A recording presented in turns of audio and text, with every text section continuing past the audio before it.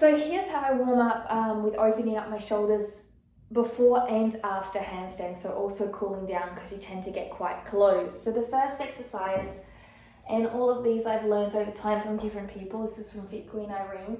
Hand is here on the knife edge and it goes diagonally across the mat or across yourself, and the other hand is at about your chest height, and you come down and you're able to stretch your lats. So you're in this position here, head comes to the side. And you breathe deeply in and out. And each breath in, you sink a little more into the upper chest cavity. And you open up by driving your arm forward. I like to rotate my hands a little bit. I feel different pulls in here. And breathe. And this will open up through your lats and arm line. It's really, really beautiful. And I find it very beneficial also to prevent any pain or anything in my body. So I like to hold this anywhere between 30 seconds to a minute or more. It depends on what you want. So from the side point of view, hand is at my chest height. Other hand comes diagonally across, coming down. Take a deep breath in and exhale. Again, I like to rotate my hand. Sometimes I find it more sticky in other places. You can take your hand wider out if you want. Inhale, exhale. Head is resting on the top of the bicep. Inhale.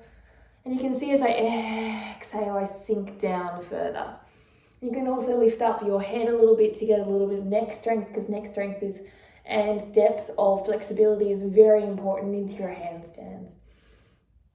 So if you are not needing to go so deep, you come out a little bit more here. Okay, so you don't have to go so deep. The next one I like to do is you have your hand about this degree of angle above your head when you're going to lie down, and then you're going to rotate your arm in. So I'm going to show you. I'm going to lie down, hand is here, I'm going to rotate the arm so the shoulder comes down to the mat, okay? And then from there, once you've got it down to the mat, you're going to rotate all the way across to wherever's comfortable. It might be here, or it might come further across. It's totally up to you. If your head doesn't sit down, mine doesn't, you can place a block under it. I don't have any pain, or you can if you, or it does get down, but it's not comfortable for me here. So I don't tend to put my head down on the mat. I tend to lift it up and rotate and look up towards the sky. And I really extend out through my arm as I'm pushing my shoulder down into the mat. I sometimes rock a little bit as well as I do this one. It's really nice. So then I come over here and we'll do the other side. Lying down, there's the angle. You can see how I rotate it in, rotating in, and then coming through here, breathing deeply. So remember, you don't have to be that far, you can be here. You can have your head down if you like it. So I prefer to rotate and look up. Stretch my fingertips a little bit as well. You can feel it all the way running down the arm line for me, and it's a beautiful feel. Really deep breaths in and out. In and out. Really important. And keeping that shoulder down. The next one I like to do is hands are about as wide as the mat, or you can bring them in and put the fingertips together. It's totally up to you what you prefer. I prefer more of a width. So hands are as wide as the mat, and I just come down and stretch out the shoulder line, okay, as far as you're comfortable, and coming down into here and just hanging out. You could also rotate a little bit back and forth through the shoulders, pulsing. You could lift up your chest and sit down.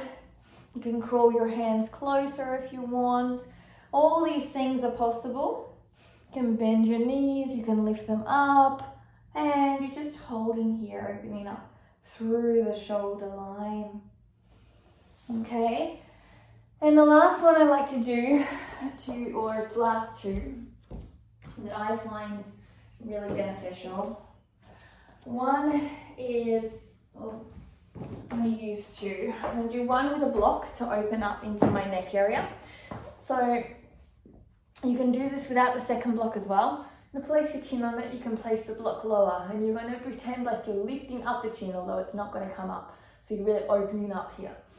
And your self is going to be here, and you're placing your chest down into the ground. Okay, here.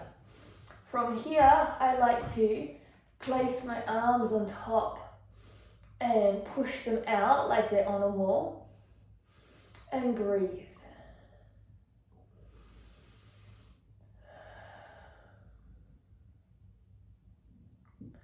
So I'm opening up the arm line and the neck and chest line, which is really important in handstands to get good alignment and strength, because your neck strength is actually part of it, and flexibility.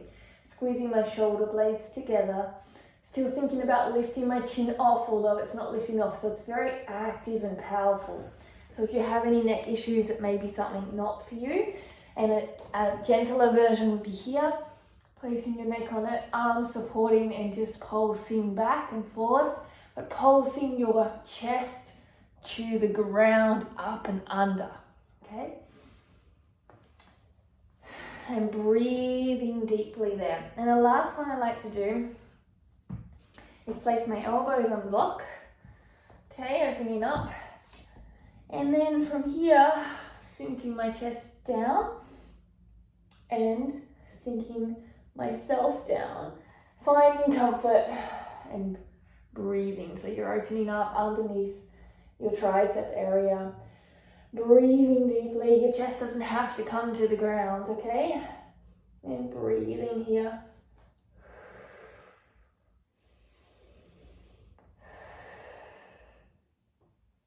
You can lift your head up if you want to.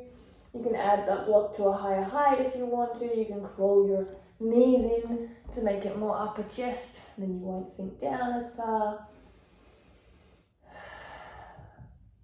And these are all fantastic exercises that I like to do to be able to open up my shoulders, to avoid shoulder pain. Wrist pain is also another area that you do with wrist exercises, which I can show you another time. Helps with elbows, helps with neck, and all of these areas so you don't get tight. I hope you enjoy and I hope it helps.